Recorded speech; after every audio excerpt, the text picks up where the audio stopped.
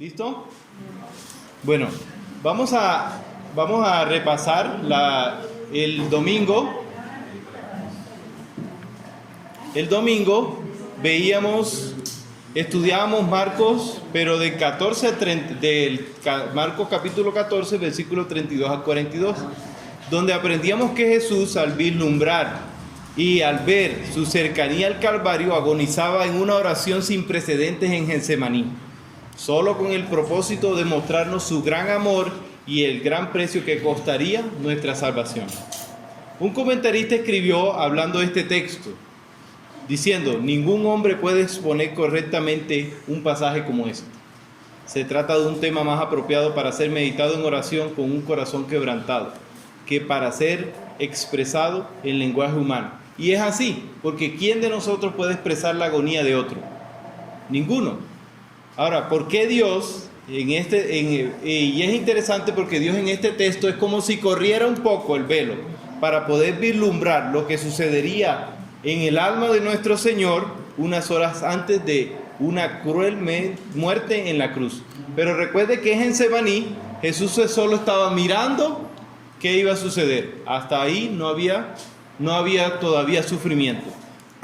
Y aprendíamos que nuestro Señor Jesucristo es verdaderamente Dios, pero al mismo tiempo es verdaderamente hombre. Dos naturalezas, pero sin que la una afecte a la otra. Dios es tan Dios como Dios Padre y tan humano como cualquiera, fue tan humano como cualquiera de nosotros, pero sin pecado. Pero en Getsemaní, en esta oración, hacíamos la pregunta, bueno, ¿qué fue lo que turbó tanto a Jesús? Esa agonía que lo hizo sudar hasta gotas combinadas con sangre, ¿a qué se debía? ¿Qué atemorizaba tanto a Jesús? ¿Acaso temía Jesús a la muerte? Y encontrábamos que, por supuesto, Jesús no temía a la ¿qué? A la muerte. ¿A qué temía Jesús? A enfrentar esa noche algo que ningún ser humano se ha enfrentado. Y ojalá no se enfrente usted si se arrepiente, que es a la ira de Dios.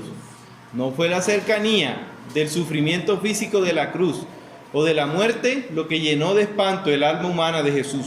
Lo que realmente llenó tanto de espanto al Señor fue saber que en pocas horas cargaría de manera directa lo que nosotros merecíamos, la ira de Dios, el derramamiento de la ira santa de Dios que todos nosotros habíamos acumulado por nuestro pecado. Así lo dice 2 Corintios 5, 21. Ahora, ¿por qué un Dios justo perdonaría a pecadores? ¿Cuál era la manera como lo haría? Y eso fue lo que estudiamos. Precisamente porque yo soy pecador y la paga del pecado es la ¿qué? La muerte. Y alguien tenía que morir. El justo debía morir por los injustos. Y el Señor Jesucristo tuvo que tomar la copa de la ira de Dios sin una gota de misericordia para que nosotros podamos ver esa misericordia. Jesús temió grandemente, hermano, a la ira de Dios. ¿Cuánto más nosotros?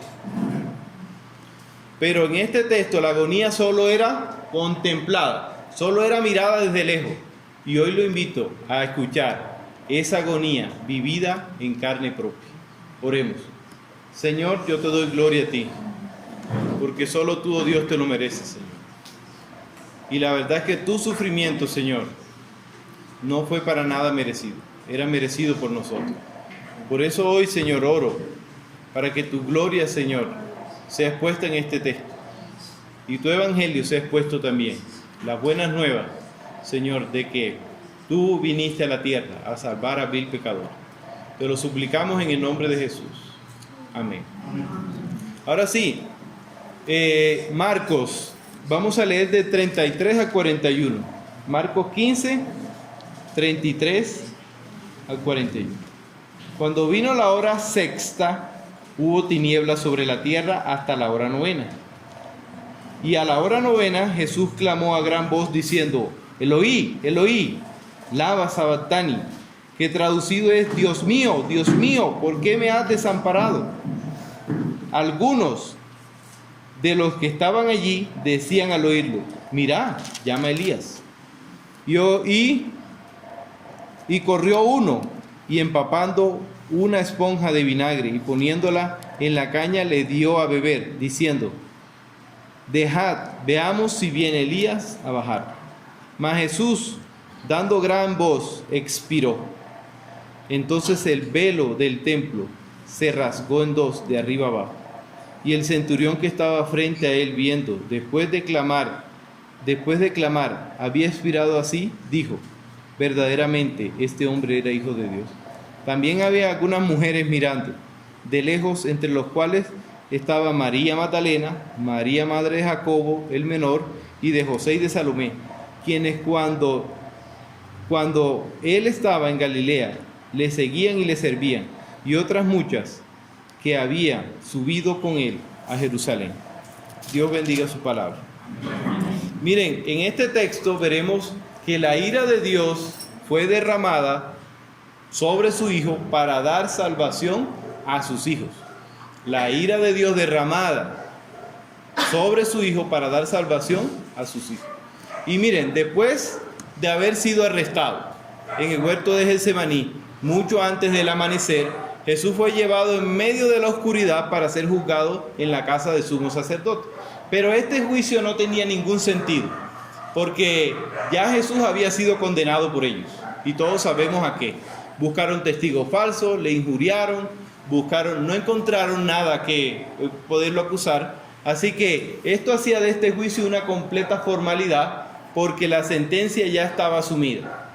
Todo esto era injusto y violaba tanto la ley mosaica como la ley de Roma. Jesús enfrentó dos juicios, uno religioso y uno gentil o romano. Y en esta sección, principalmente, Marcos se centra en el juicio religioso, el judío. Cuando Jesús fue injustamente condenado por Caifás y el Sanedrín, que era la cúpula que había allí, todo lo que ocurrió esa noche fue un desastre total de la justicia. A las víctimas que condenaban, hermanos, a la crucifixión se les daba un día. A Jesús no se le dio ni un minuto. Y las víctimas que condenaban también a la crucifixión, primero resultaba, lo que hacía era que se les azotaba para hacerlo botar sangre, y aún así llevarlo a la crucifixión, y la idea era llevar al máximo su sufrimiento. Y tanto era el sufrimiento que muchos de ellos morían camino a la crucifixión. Y en medio de ese sufrimiento y dolor, el Señor dice que en la Biblia que la tierra se llenó de tinieblas. Y las tinieblas en el Calvario, hermano, vamos a ver qué significa. Pero ¿a qué hora sucedió eso? Miren, los judíos tenían un horario diferente al de nosotros. ¿Cómo era el horario? Las 6 de la mañana era la hora cero, las 7, la 1, y así sucesivamente. O sea, Jesús fue crucificado a las 9 de la mañana. Versículo 25, a la hora tercera. O sea, 7, 8, 9. Ahora, miren lo que dice el versículo 33. Cuando vino la hora sexta, ¿ese qué sería? Mediodía. Hubo tinieblas sobre la tierra hasta la hora novena. Y bueno, uno no esperaría que en una ciudad desértica haya tinieblas a mediodía. Y las tinieblas en el Calvario no simbolizaban la ausencia de Dios, porque a veces pensamos que las tinieblas significan ausencia de Dios. Pero en este caso todo lo contrario. Simbolizaba la santa y aterradora presencia de Dios en juicio. Eso lo podemos leer en el Antiguo Testamento. Cuando Dios descendía en una espesa nube, todo se llenaba de tinieblas. Y ese día el Padre descendió en juicio sobre Gólgota, en la espesa penumbra, como el verdugo divino, para desatar su furia contra nosotros, no contra nosotros, los pecadores, sino contra su propio Hijo, sino en contra del portador del pecado, que en ese momento era su Hijo. No porque él hubiera pecado, sino porque la Biblia dice que él cargó nuestros pecados. El pecado pasó, el peso total de la ira divina fue derramado sobre el Hijo de Dios. Y esa fue la copa terrible del juicio divino que Jesús temió tanto en Getsemaní, que hasta lo hizo sudar gotas de sangre. Pero antes de eso, Jesús fue, mire, ridiculizado. Porque esas son las partes que no vemos en las películas. Lo desnudaron, lo azotaron, lo escupieron, lo coronaron de espinas, lo golpearon sin misericordia con una caña en la cabeza para clavarle la corona antes de morir en la cruz. Y esto a pesar de que Pilato no encontró ningún delito en él. Y lo advirtió varias veces y se los dijo, ¿por qué lo quieren matar? Y ellos que gritaban, crucifíquenle. Los que habían dicho el domingo de Ramos, Hosana al hijo de David, sálvanos hijo de David, son los mismos que ahora están diciendo, crucifíquenle. Y así somos todos los seres humanos.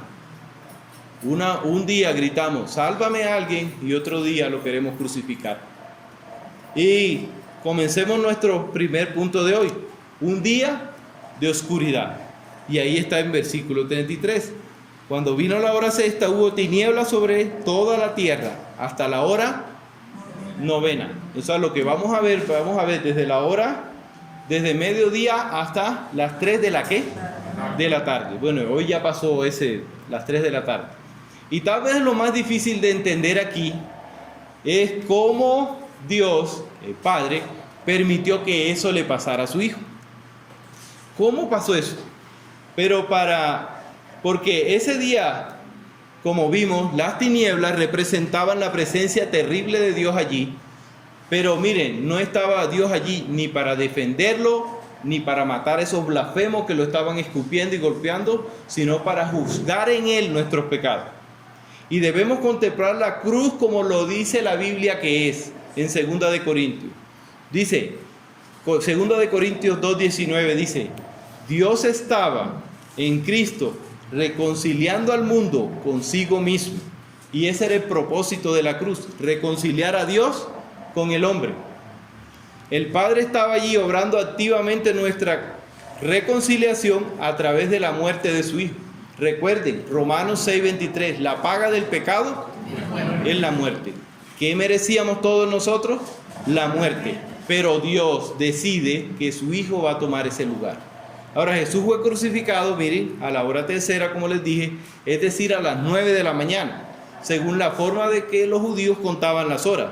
Fue alrededor de las 12 del mediodía, cuando estaba el punto de calor más alto en esta época del año allí, que hubo tinieblas sobre la tierra. Y uno pensaría, ¿cómo hubo tinieblas sobre la tierra? ¿Qué significaba esto? Y es que Dios actuó soberanamente, de manera sobrenatural, para que todos nosotros supiéramos lo que estaba ocurriendo en el campo espiritual.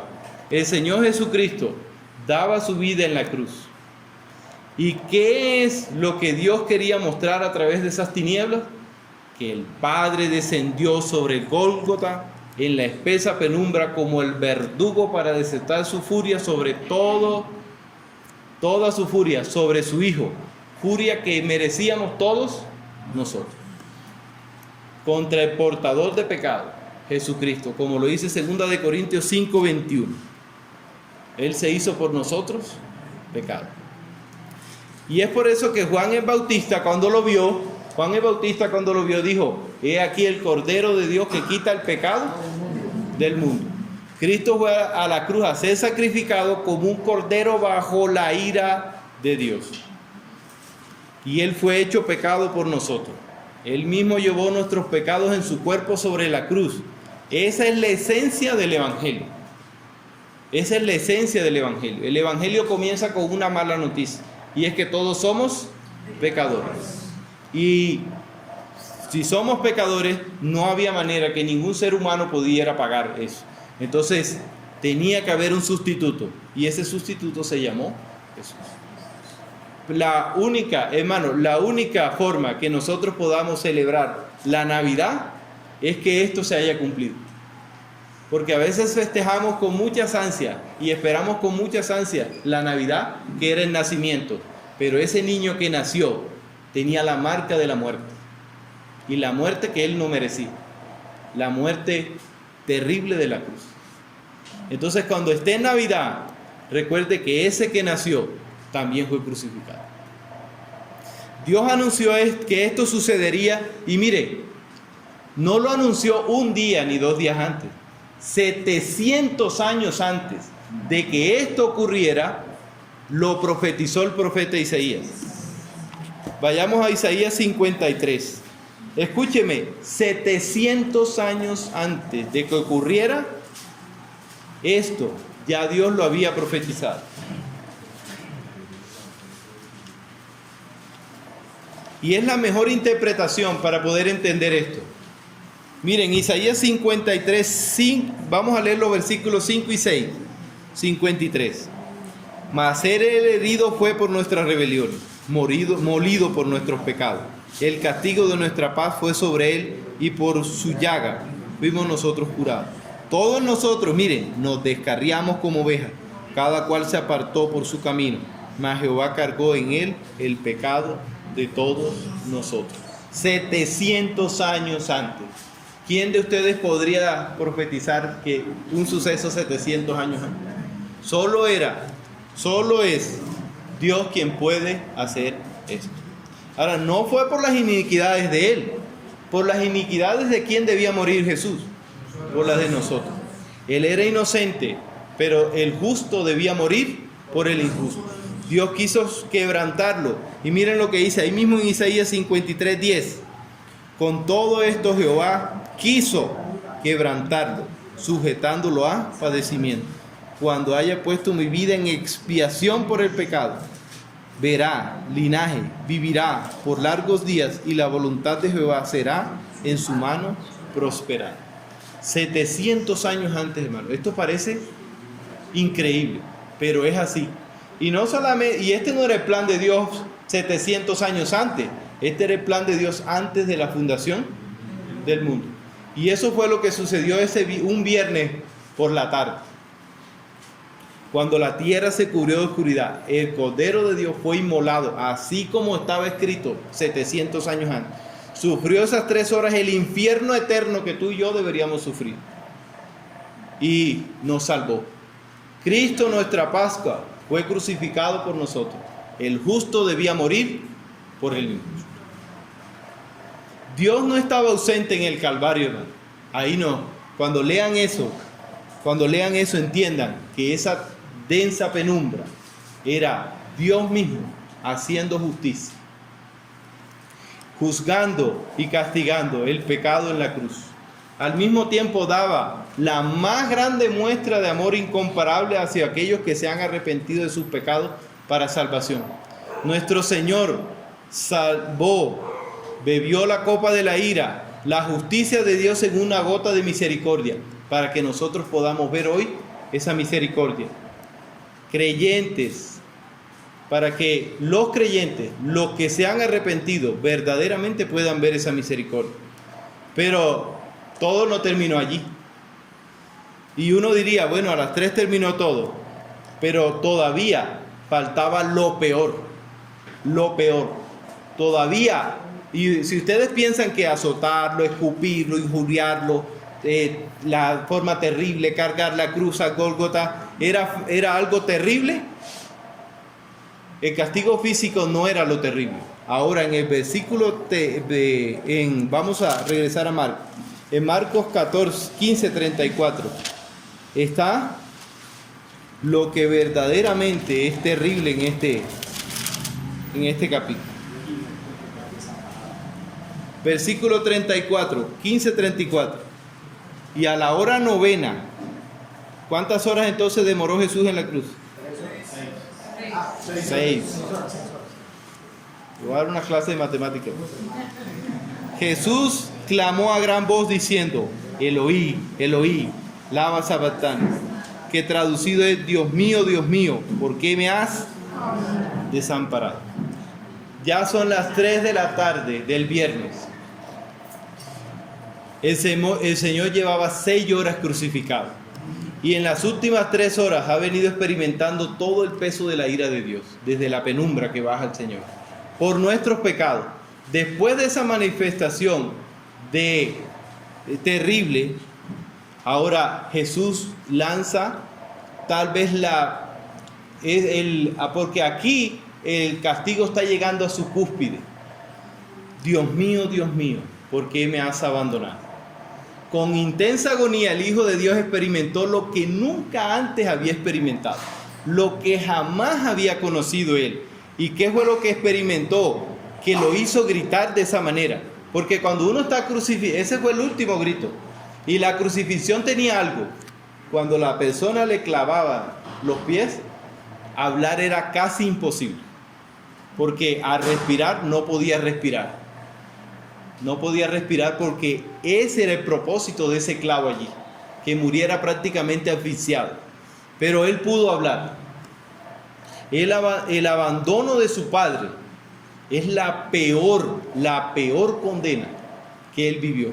Y no es una separación de que Jesús en algún momento dejó de ser Dios.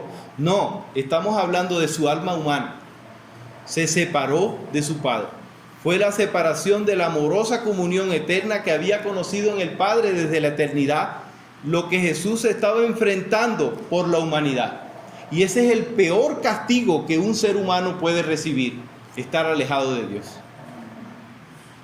Y es tan difícil este castigo, tan difícil de asumir, que la Biblia lo llama el infierno. Estar separado de Dios es el mismo infierno. Pero esta separación también la Biblia le llama muerte. Y la palabra muerte en la Biblia no es como nosotros la contemplamos, dejar de existir. No, la palabra muerte en la Biblia es contemplada como una separación. Una muerte biológica en la Biblia es que se separa el alma del cuerpo. Una muerte espiritual es que usted se separa por la eternidad de su Señor. Esa es la muerte eterna. Si tú mueres sin Dios, sin haberte arrepentido, enfrentarás el máximo castigo por el cual Dios te quiso librar, que era estar separado de Dios por la eternidad. Así que el castigo más no fue lo físico. Por eso es que nosotros vamos a tener aflicciones en este mundo. Pero el castigo más serio que podemos vivir y que nadie te va a salvar es que tú vivas separado de Dios por la eternidad si tú no te arrepientes. ¿Y qué es arrepentirse? Arrepentirse es precisamente reconocer esta obra. Y este es el único lugar de un relato en el Evangelio donde Jesús no llama a Dios Padre, sino que dice, Dios mío, Dios mío. Y está expresando un profundo amor que añora de su Padre. La agonía, el dolor de separarse de Él, sin lugar a dudas. El Padre visitó el Calvario y no estuvo presente en ningún consuelo allí. Y es interesante porque antes uno mira que en Getsemaní Dios mandó a Jesús un ángel para fortalecerlo.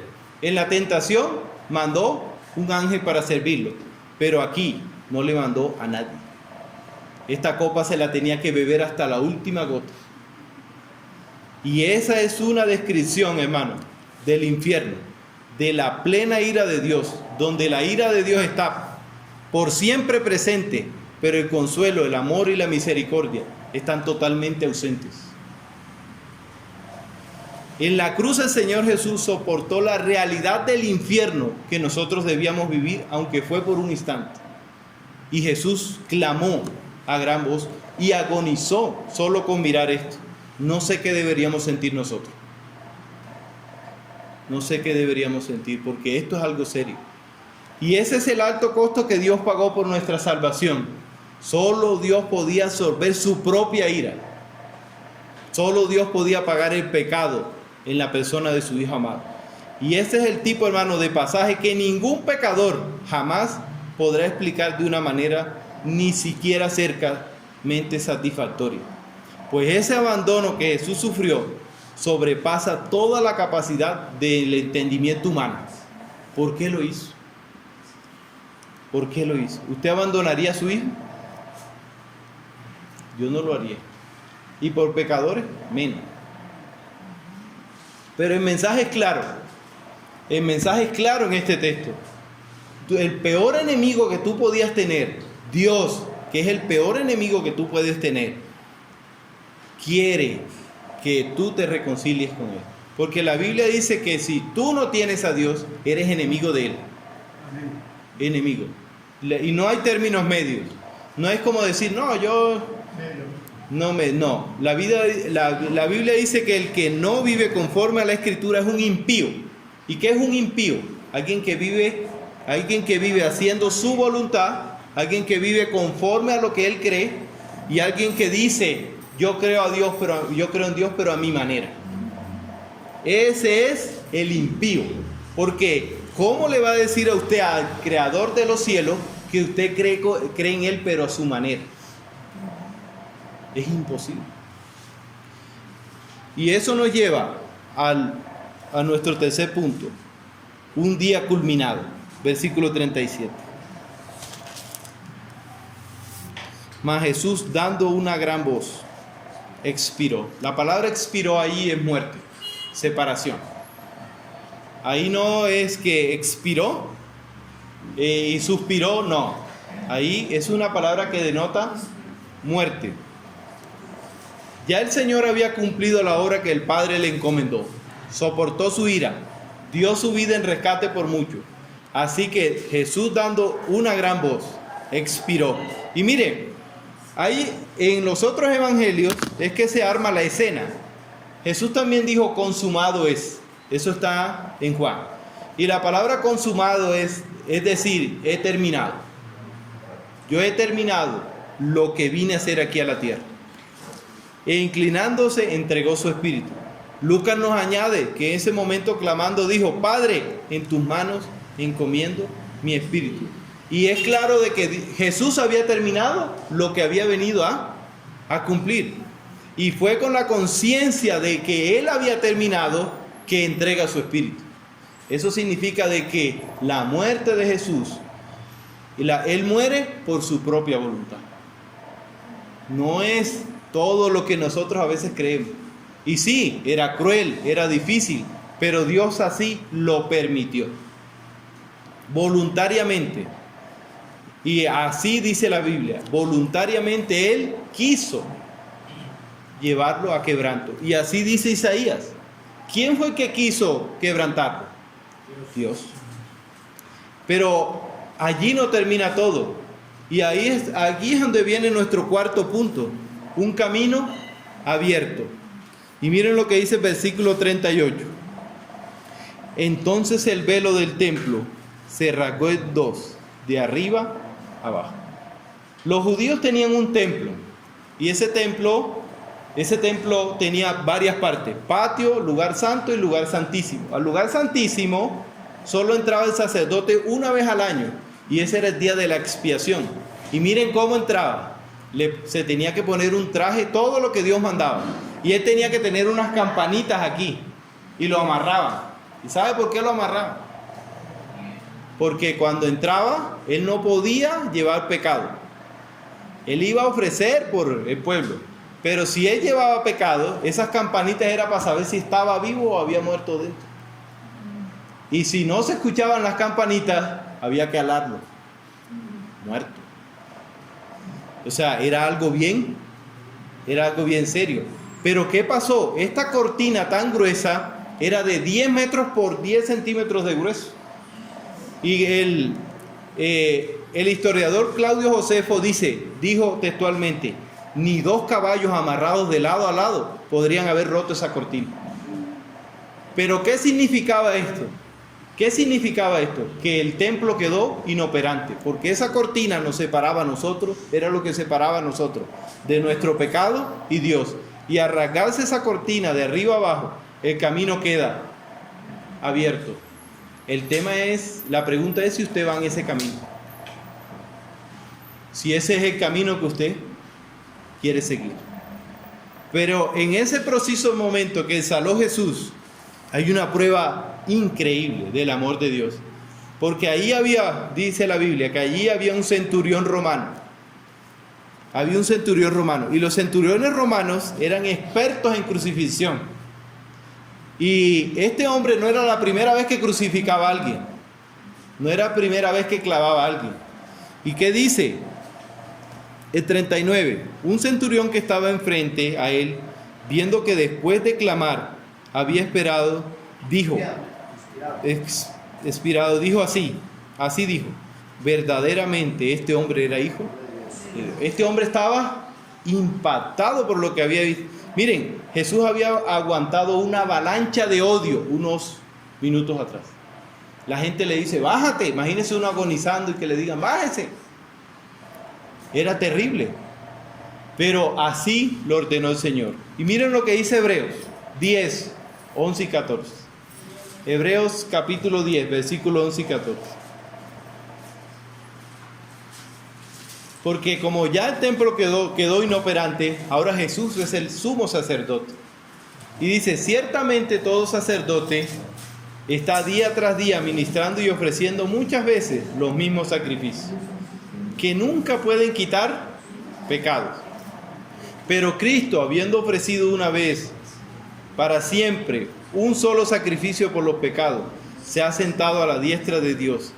De ahí en adelante, esperando hasta que sus enemigos sean puestos por estrato de sus pies. Porque con una sola ofrenda hizo perfecto para siempre a los santificados. Eso significa de que ya ni ovejas, ya no había que sacrificar nada. Ya no hay que sacrificar nada. A la obra del Señor, de su salvación, no hay que ponerle nada. En el Calvario, hermano, ya no había que poner nada. Por eso dijo Jesús, ¿consumado qué? Consumado es. Se cumplió. Todo lo que dice la Escritura, y todo lo que dice la Escritura, desde Génesis 3:16, escrito unos 1400 años antes de Cristo, o sea, más o menos más de 3000 años, hasta este día. ¿Cómo sabía Dios eso? Porque Él planificó este plan.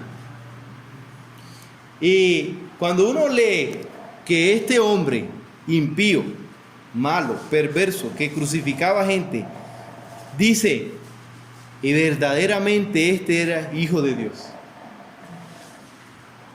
Yo no sé qué deberíamos hacer nosotros. Si este hombre está diciendo allí, verdaderamente este hombre era hijo de Dios, por todo lo que sucedió. Es como si te estuviera diciendo hoy, bueno, vas a reconocer, este hombre impío reconoció esto, vas a reconocer tú que Dios, verdaderamente Jesucristo es el Hijo de Dios. Porque Marcos incluye más detalles en la historia, pero todos estos detalles son para llevarnos a lo mismo. ¿Vas a reconocer tú hoy que verdaderamente Jesús es el Hijo de Dios? Porque reconocerlo no es de una manera tan fácil. Porque muchos dicen, sí, yo creo en Cristo, pero vivo como el anticristo. Y al final de este relato hay algo precioso. Yo se lo regalaría a mi esposa.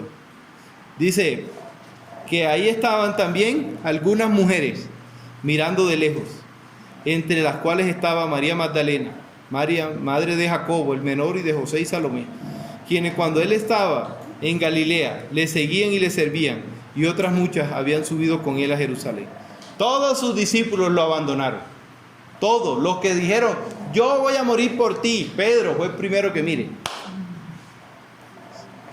Pero aquí estaban estas mujeres diciendo, yo soy fiel a ti. Y es interesante porque en una sociedad como esta que se denigraba tanto a la mujer, ellas fueron los que fueron fieles a la mujer. Pero recuerden lo que dice la Biblia, lo vil del mundo ha escogido Dios para avergonzar a los sabios. Y este relato nos muestra de forma muy impactante y algo que roza la crueldad, el alcance de la justicia y la santidad de Dios. Cristo tuvo que morir en la cruz. Y se ve cruel, ¿no? Pero el tema es, ¿quién debió estar allí? Y Él es el perfecto en justicia y santidad. Dios no toma el pecado a la ligera, hermano. Y pues ¿saben por qué sabemos que no lo toma a la ligera?